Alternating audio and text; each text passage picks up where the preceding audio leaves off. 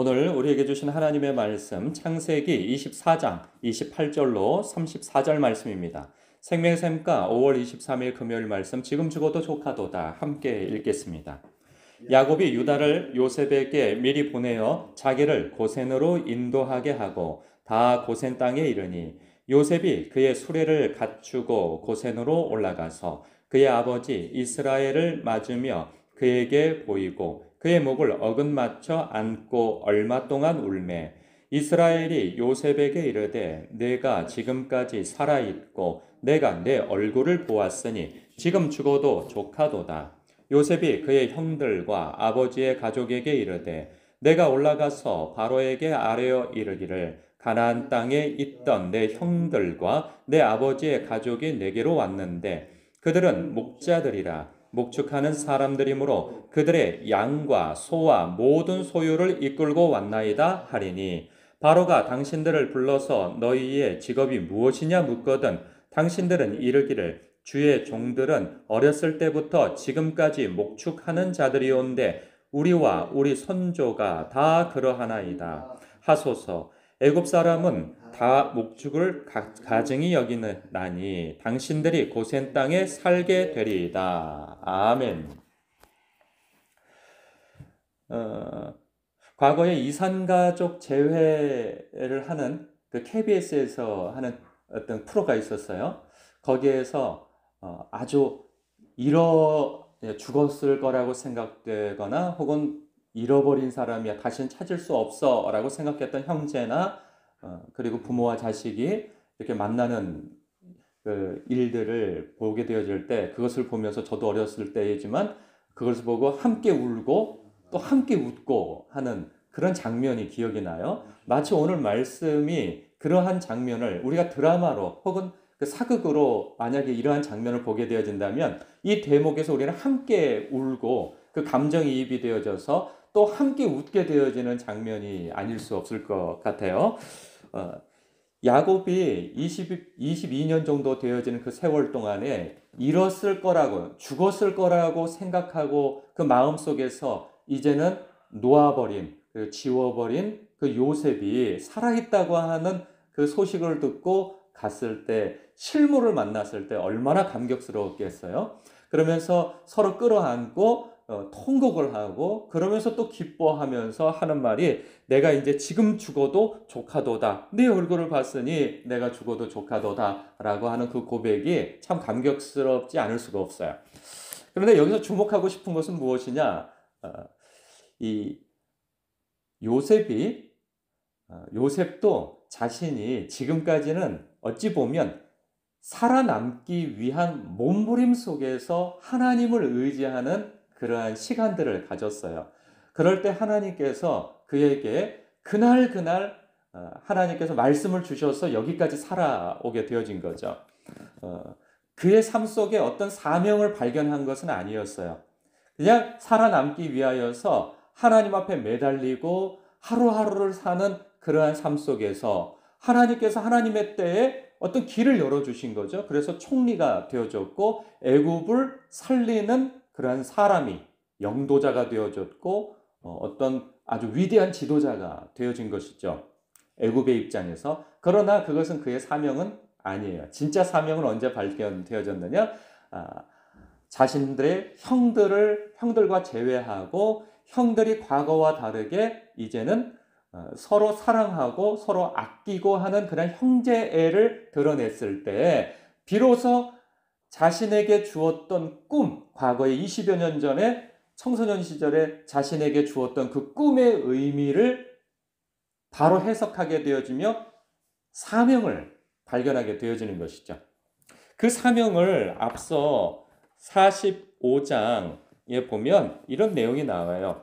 5절에 당신들이 나를 이곳에 팔았다고 해서 근심하지 마소서, 한탄하지 마소서. 하나님이 생명을 구원하시려고 나를 당신들보다 먼저 보내셨나이다.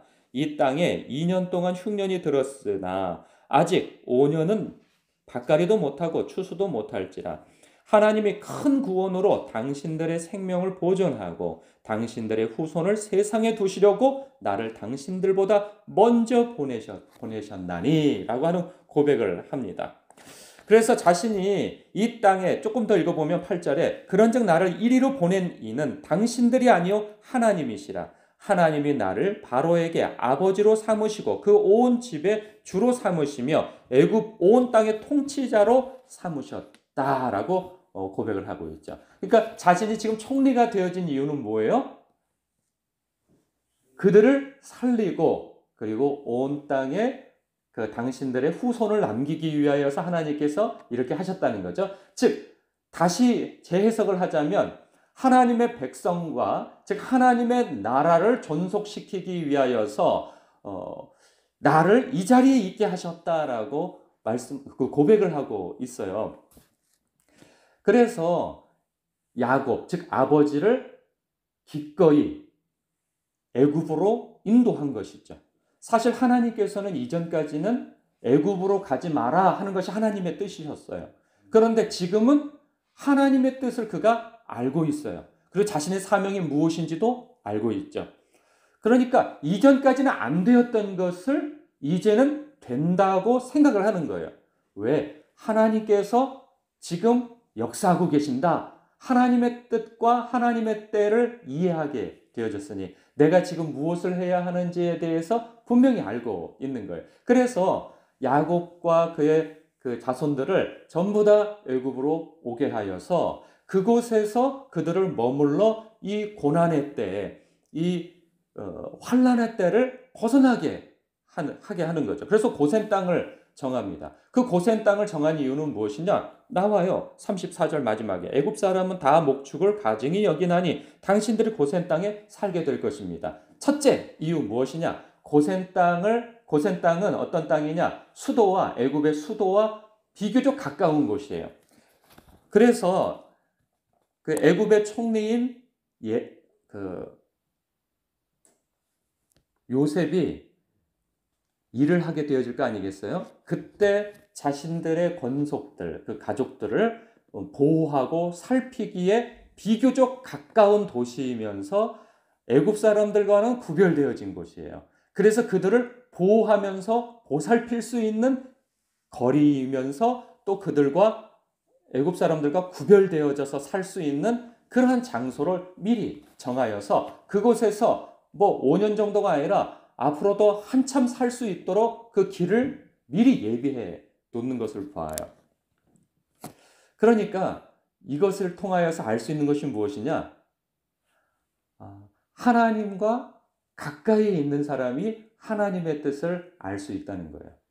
우리의 삶 속에서도 요셉이니까 이렇게 가능하지. 아니 그렇지 않아요. 우리의 삶 속에서도 하나님과 가까이 늘 이렇게 말씀을 묵상하고 하나님을 찾아 몸부림을 치며 하나님을 찾는 사람은 하나님께서 당신을 비춰주세요. 당신의 임재를. 하나님께서 이런 말씀을 하셨어요. 나를 사랑하는 자가 나의 사랑을 입으며 나를 간절히 찾는 자가 나를 만나게 될 것이다. 말씀하셨어요. 우리의 삶 속에서도 이건 안 돼. 이건 될 수가 없어 라고 생각하는 일이 어느 때에는 놀랍게도 하나님께서 확신을 주시는 때가 있어요. 이전에는 내가 그렇게 할 수도 없는 사람이며 할 거라고 생각지도 못했고 그것에 대해서 관심조차도 갖지 못했던 이건 안 되는 일이야 라고 나로서는 감당할 수 없는 일이야 라고 생각했던 것을 하나님께서 놀랍도록 믿음을 주셔서 그 일에 대해서 이거 할 수 있지. 이건 해야 돼. 라고 생각하며 이것이 나의 사명이야. 그리고 내가 해야 할 일이야. 라고 생각하며 하나님의 나라와 주님의 몸된 교회와 하나님의 사람들을 이롭게 하기 위한 통로로서 내가 사용되어질 것에 대한 결단과 믿음을 갖게 되어진단 말이죠. 그런데 그 일이 어떻게 해서 가능해진다고요? 그냥 넋놓고 살다가 갑자기 그런 믿음이 든다? 그렇지는 않습니다.